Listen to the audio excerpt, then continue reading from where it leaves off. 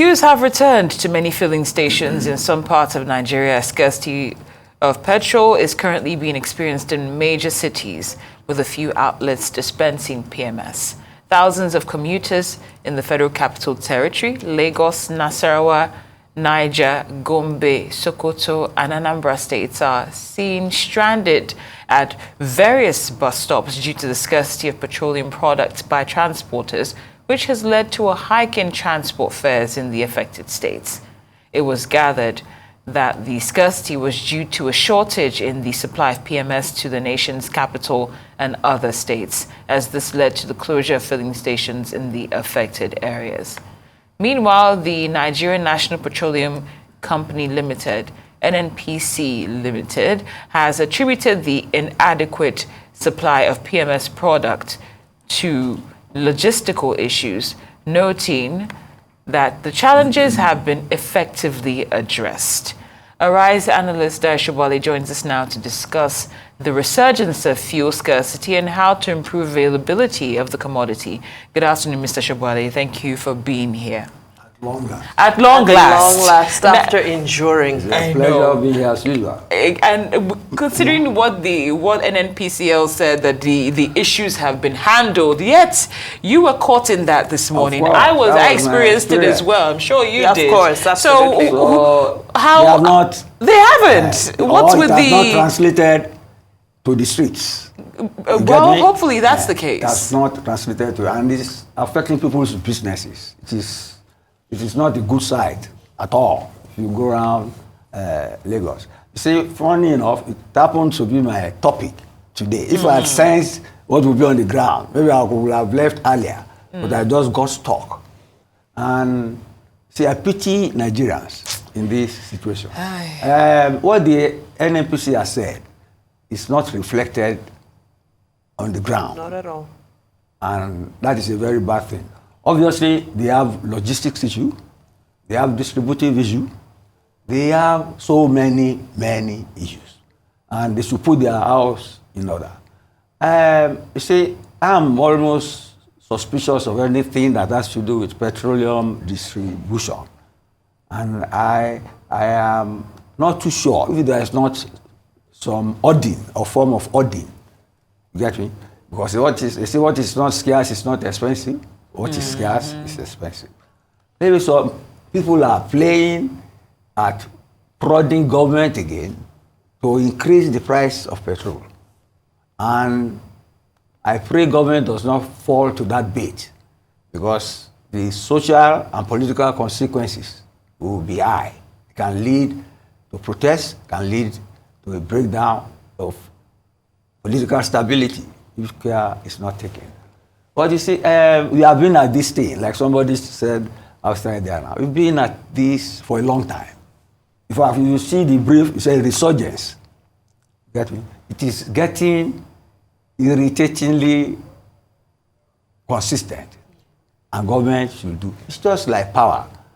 And that is why we are in the dire economic mess we are with power. If the grid does not work, if the refineries do not produce, there will be nothing to distribute, to even get power, there will be nothing to generate. So and see, the sad irony is that we are an oil-rich country. But they say the cost of oil is there, that when countries have oil, they forget other means of living and depend on it until they collapse. It has happened in Europe before. It happened to Holland. But Holland knew that and diversified extensively. But in our own case, you see, Nigerians trade and move and walk on the roads. And if they cannot move, they can't commute to place of work, they can't sell their wares, and it is just pathetic. So the distributive system of the marketers, the only thing is that you never get the correct information. Now NNPC has said that it has put its house in order, but it's not reflected at the stations. It has to be reflected there, because it has enormous implications that dovetail into each other. People can't get to work in time. People can't go to the, we have to sell their wares.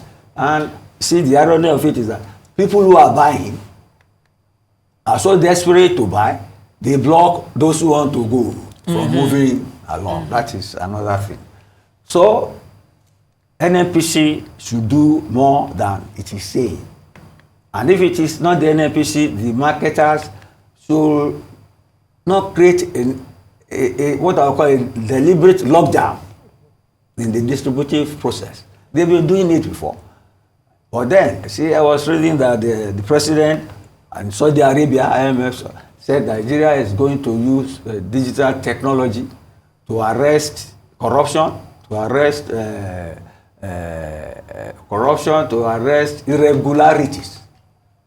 I think there is serious irregularity in the distribution system of the NNPC. Something should be done about it before Nigerians get angry. Because what happens today will not continue tomorrow or day after. Let's leave it at that for now. Absolutely. There was a report that that stated that one of the issues contributing to what we're seeing right now is the fact that some of the marketers' licenses have not been renewed, that the deadline was sometime in the middle of April, and only a tiny amount of licenses compared to the thousands that exist were renewed. Now, what do you make of this? I know you've already alluded to the fact that there's also a possibility that the marketers could have a hand in this. But let's look at the licensing issue. Surely there has to be a way when you're dealing with something that, as far as I'm concerned, fuel is a thing of national security. Right. It brings the nation at a standstill. Should something like licenses be holding us back? No, you are smelling a rat. And I can join you in that. I successfully join you in that. You see, I said I'm always suspicious of her. It could be maybe you are hitting the nail on the head. Because, okay, they want new licenses. Maybe government is trying to review those it's giving licenses. Maybe there have been abuses or misuse. So it want to put it out in order. But those who anticipate they will not be there, will want to create this artificial scarcity, which is not impossible. But then if the NNPC says that it is sitting on top of the situation, then something fishy is there that we still don't know about. But then what is important to even government, not NNPC now, is that people should have fuel. Absolutely, especially availability of fuel.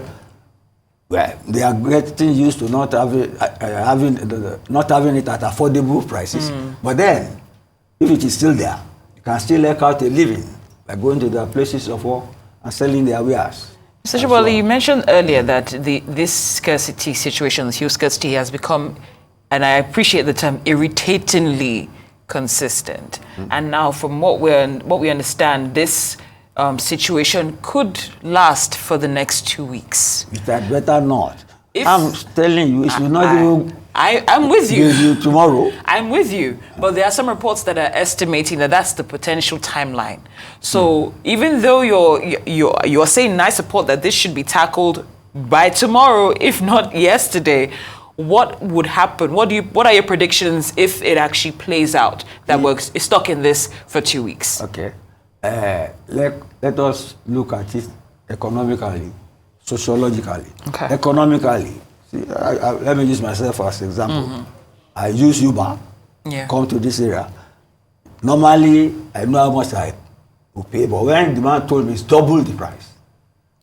And then at the end of it all, see, I have to get out of the ghost road because the driver was stuck. So many people were stuck. So people who are drivers have to leave their people. If where you are going to, it's not too far. You have to try.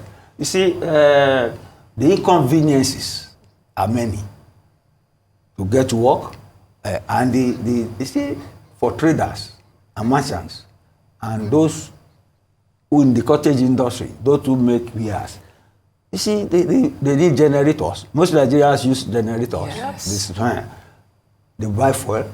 The big guys buy diesel. The cost of production is getting high. Very soon, they may not be able to produce and sell. And then at the purchasing end, the consumer, will not have purchasing power. So it's a terrible economic prospect, you get me, for consumers, for Nigerians, for manufacturers. The other side of it is that if these social groups, human rights groups and so on, your friends, CSOs, if they get together and protest on behalf of people, people will join them. People will join them. Yeah. That, you see, they want to help them out of their misery and suffering. And that is why I say it will create unnecessary political tension that government should handle before it gets out of hand. Very emphatically said, and I know that the whole nation resonates with those words right now. Mr. Dayo Sobowale, thank you so much for enduring all that you had to get here. I hope that the productivity of the rest of your day will not be impacted by what's going on. Thank you so much for your time. Thank you very much. Thank you.